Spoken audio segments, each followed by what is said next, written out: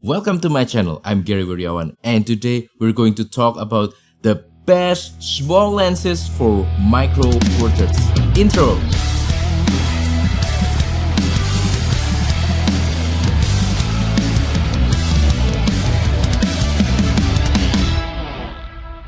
So, as some of you guys might already know, I love micro four thirds camera format. I eat, sleep, and breathe micro four thirds. I'm sorry, what kind of statement is that? But I truly enjoy using micro four thirds camera. And one of the benefits of using micro four thirds, in my opinion, is the option to get smaller camera bodies and lenses. With micro four thirds camera system, you can practically just get a small regular sling bag like this guy right here and fill it up with a couple of camera bodies and a few lenses, and you can be ready to shoot almost anything. That's the beauty of micro four thirds. Having smaller camera gear, especially smaller lenses, also means overall better shooting experience, because when you are out in the field doing photography, you won't get burdened by the weight of your cameras and especially lenses. Today I want to share my favorite small lenses for micro four thirds that I have personally used and got some experience with. I just want to define small not being the smallest among the other micro four thirds lenses, but small can also mean significantly smaller when compared to other camera formats. If you are a follower of my channel, then you can already guess some of the lenses that I will feature in today's list. However, please stay tuned because there might be some surprises on today's video. Anyway, please share down below in the comment what is your favorite small lenses, whether it's for micro four thirds camera system or for other camera formats. Now let's start with the lenses themselves. First lens on this list is this tiny little guy right here. This is the Panasonic Lumix 14mm f2.5. I think this is the smallest autofocus lens for micro four thirds. Please correct me if I'm wrong. Anyway, this tiny little pancake lens is my new favorite small lens for micro four thirds, my number one. It used to be the Panasonic 20mm f1.7, this guy right here. However, now I prefer the 14mm for so many reasons besides of its size. Now, while I'm talking about this lens, I will also share some sample pictures taken using this little guy right here. But anyway, the first reason why I love the Panasonic Lumix 14mm f2.5 is because of the image quality, sharpness, contrast, colors, everything just looks so nice in this lens. It might not be the sharpest when you compare it to some of the best micro four thirds lenses. However, I think this lens is no slouch at all. It can still produce really great image quality in my opinion. Also, the focal length 14mm, it's very flexible in my opinion, and that's one of the reasons why now I prefer the 14mm compared to the 20mm. 14mm is very similar to the field of view of your smartphone's main camera, so it's very flexible for all sorts of different kinds of things. You can photograph a little bit of landscape with it, scenery photography, environmental portrait, street photography looks particularly good with this focal length and also with this lens. And also so many other photography genres, you can do it with just this one single prime lens. The aperture of this lens, f2.5, might not be the biggest aperture in the world, but it definitely helps in lower light situation, especially when compared to kit lenses where they are usually only f3.5 to f5.6.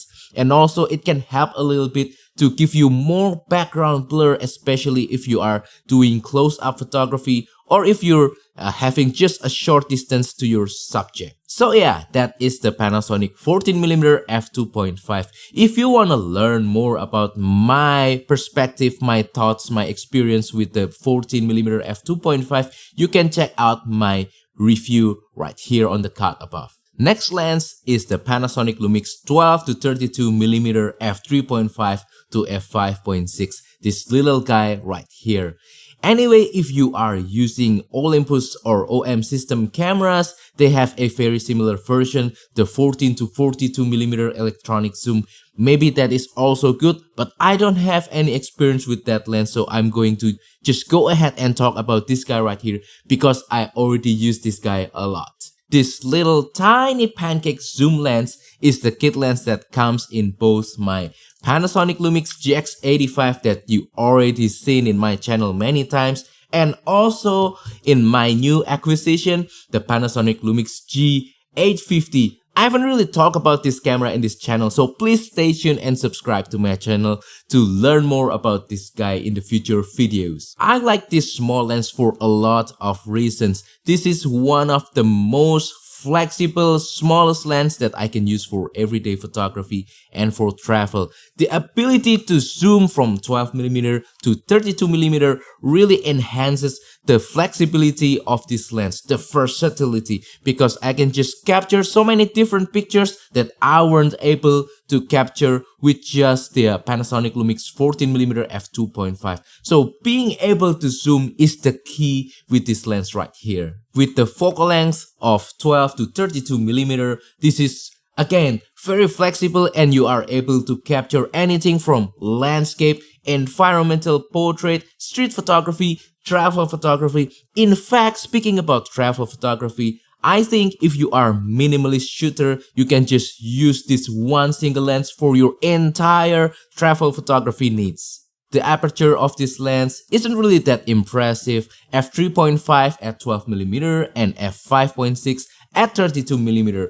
Not really that big, but again, this is just a small kit lens. You won't really get that low light performance, you won't really get that much background blur, but for daylight photography and video, the aperture is more than big enough in my opinion. Image quality, as you can already tell from the sample pictures that I'm sharing with you right now, is really good, especially for a kit lens. Everything is sharp, everything is contrasty, the colors look nice, everything is just so punchy.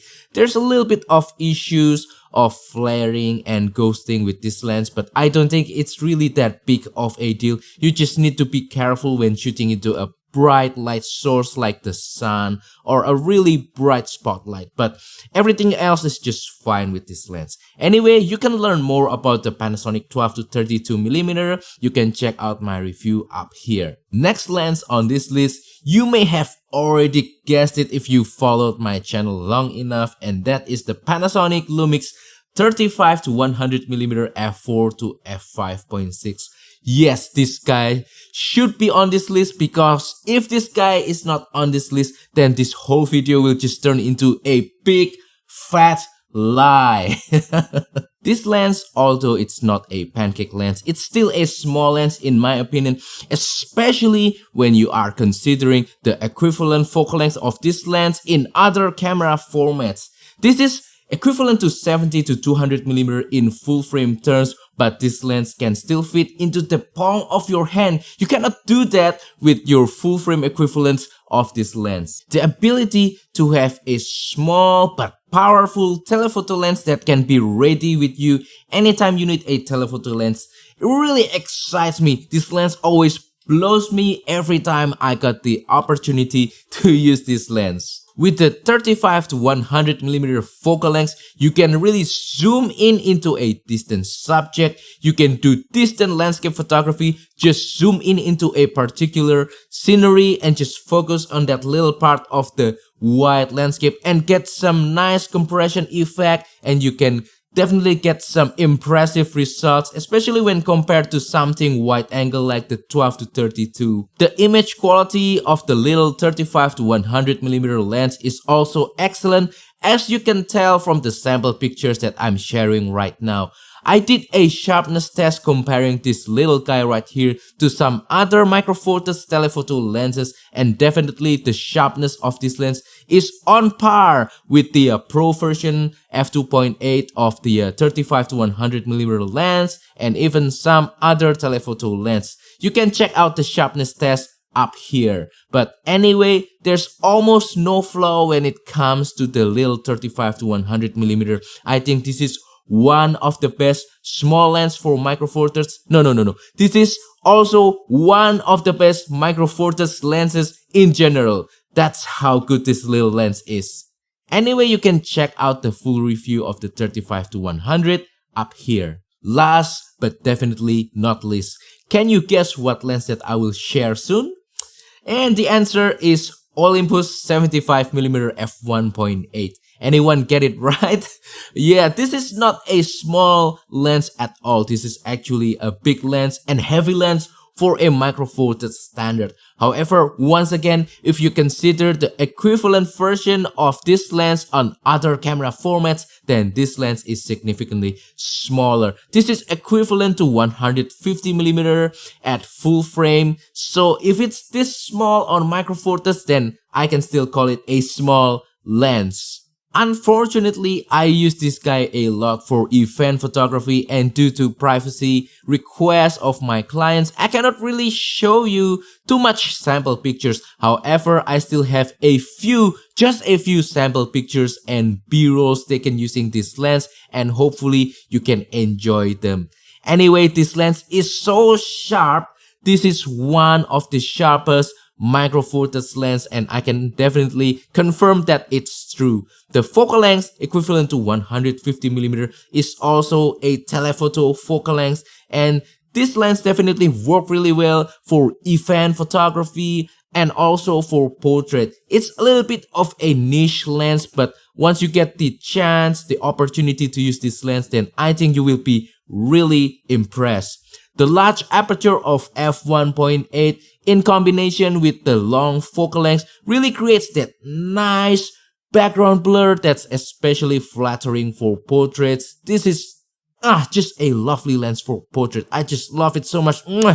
I'm so happy with the performance of this lens. Also, with the f1.8 aperture, you can definitely use this for lower light situation, and that's why I choose this lens frequently for event photography, because most of the time it will be indoor and the stage will be dark. So yeah, f1.8 can really help, especially if I'm not allowed to use flash.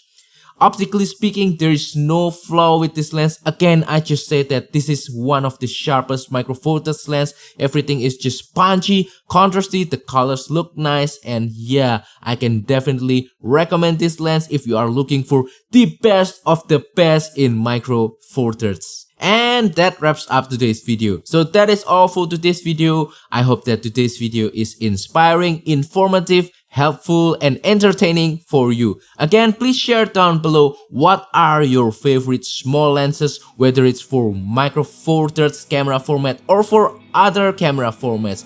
Also, if you have any question, please comment down below as well, and I will try my best to answer them. Also, don't forget to support my channel by liking this video, sharing this video, subscribing to my channel, and if you want to support my channel even further, consider using the affiliate links down below and use the super thanks button. Thank you and see you on the next video. Goodbye.